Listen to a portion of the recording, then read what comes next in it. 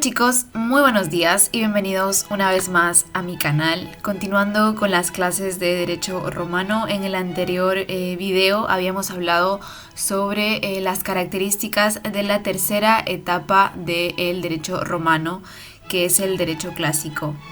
Y el día de hoy vamos a abordar un poco más a profundidad lo respectivo a las fuentes de esta etapa. Bien, para empezar, hablaremos de la costumbre. En esta etapa del derecho romano, la costumbre como tal aún es considerada como una fuente formal del derecho, pero siempre con la consigna que esta pues no podía derogar a las otras fuentes de creación del derecho. Y como segunda fuente encontramos a las leyes o leges, traducidas al latín. Y es que desde finales de la República los comicios ya habían ido perdiendo paulatinamente sus funciones legislativas. Sin embargo, llega Augusto y pues intenta revitalizar un poco esta función popular que se estaba perdiendo. Y con este fin, pues él presenta los comicios entre más o menos el año 18 y 17 a.C., una serie pues de iniciativas de leyes de carácter tanto público como privado.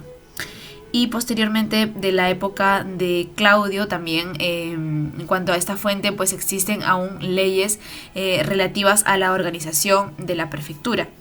Y también en tiempos de Nerva es probable que también existiera y se votara incluso una ley agraria en el año 96 después de Cristo, ¿no? De este modo pues se concluye la actividad legislativa de los comicios que a partir del siglo II después de Cristo fue nula, dejó de existir.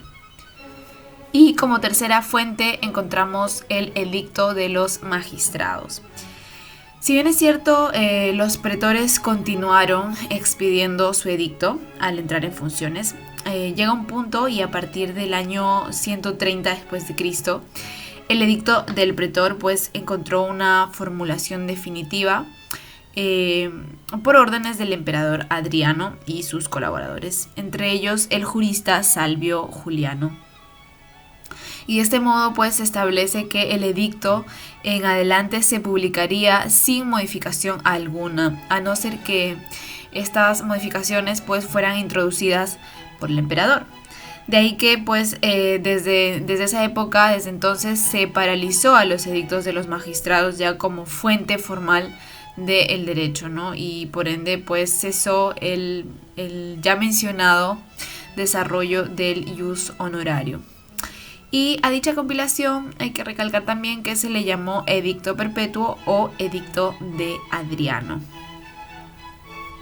Otra fuente que encontramos en esta etapa del derecho romano son los senadoconsultos.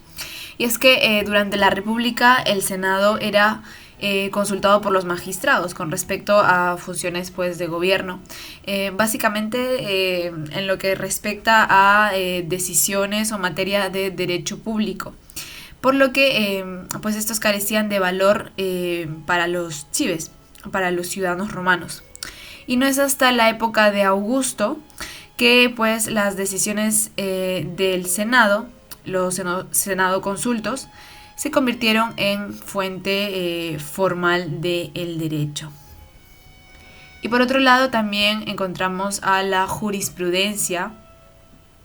Y es que si bien es cierto, al derecho romano de la época del Principado se le denomina como clásico, como derecho clásico, pues se debe a la labor realizada precisamente por los jurisconsultos, ¿no? Quienes fieles pues a la tradición de los 3 siglos precedentes, ¿no? De actividad creadora, finalmente tuvieron el acierto de poder coordinar los antiguos sistemas jurídicos con el nuevo derecho que estaba surgiendo, ¿no? Traducido al latín como jus novo. Y de este modo, pues, se convierte todo este conglomerado en un ordenamiento jurídico completo y eficiente. Y en este caso, pues, Solo la actividad de respondere sobre puntos parciales del ordenamiento vigente se mantuvo durante la época del Principado. ¿Por qué? Bueno, gracias a la tendencia del príncipe de subordinar pues a los juristas regulando su actividad.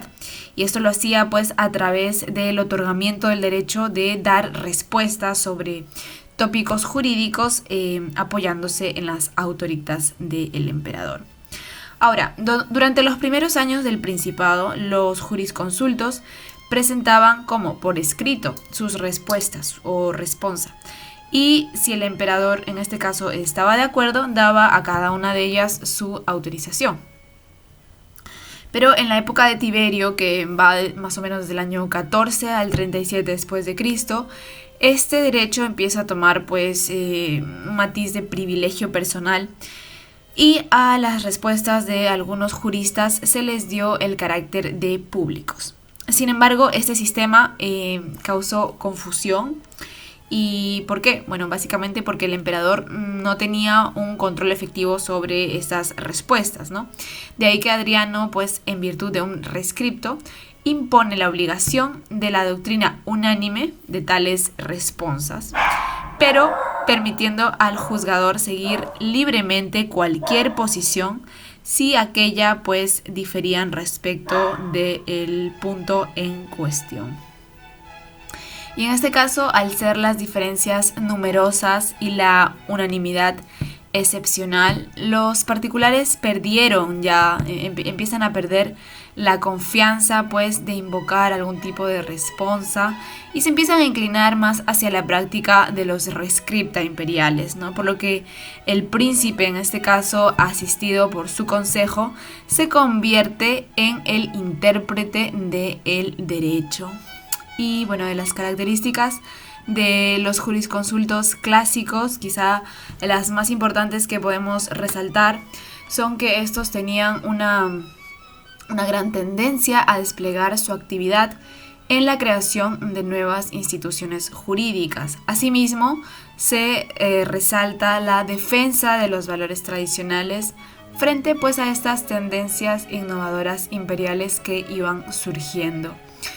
Y por otro lado también pretendían conservar hasta donde fuese posible la tradición jurídica de los antiguos esquemas jurídicos, así como la búsqueda de formas más creativas de resolución de casos. Y también pues los jurisconsultos clásicos buscaban una autonomía respecto del poder político y pues de este claro designio de los príncipes para asociarlos a su política, como acabamos de mencionar. Y por último, también en esta etapa los jurisconsultos pues pretenden orientar su labor hacia una actividad sistemática, creando por un lado conceptos y también categorías generales.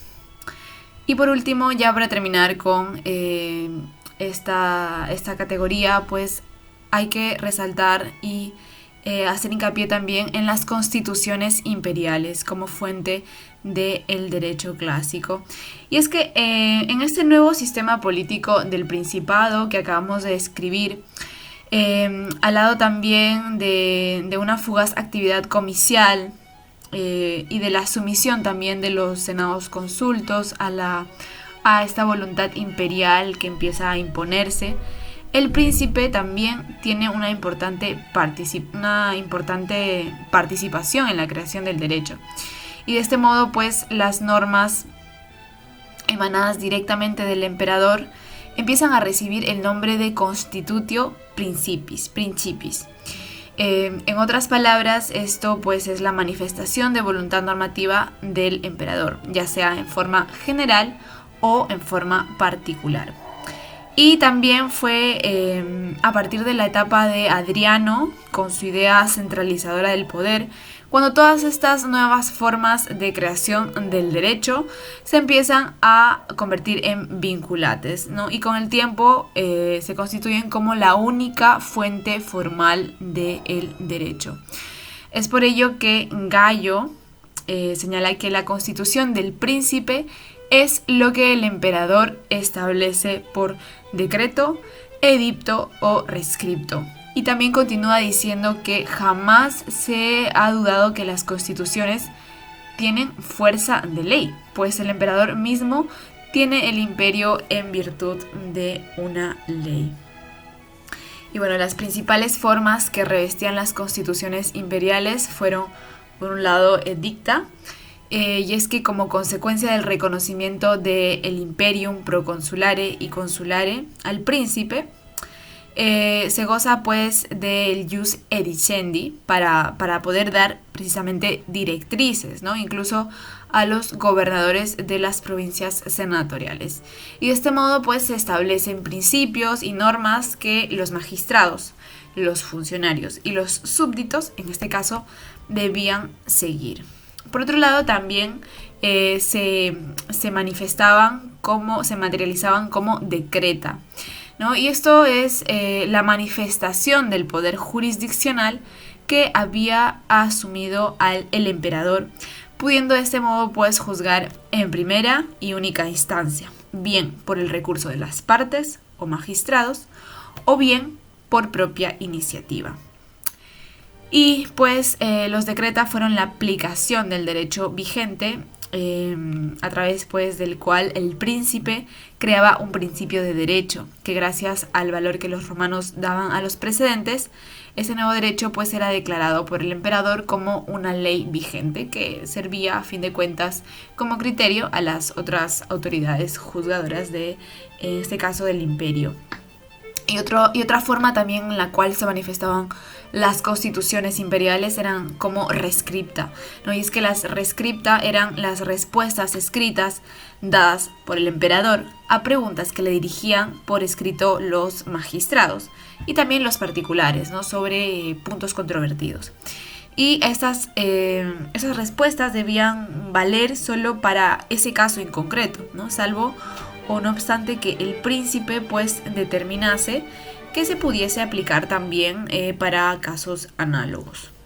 Y por último, la última forma de que se materializaban las constituciones era a través del mandata, ¿no? Y eran aquellas instrucciones administrativas dirigidas a los funcionarios imperiales y también a los gobernadores de las provincias bajo su mando. Y a menudo las reglas que se contenían procedían de senados consultos o también de otras constituciones extendidas a Italia sobre cuestionamientos de derecho administrativo, penal o civil.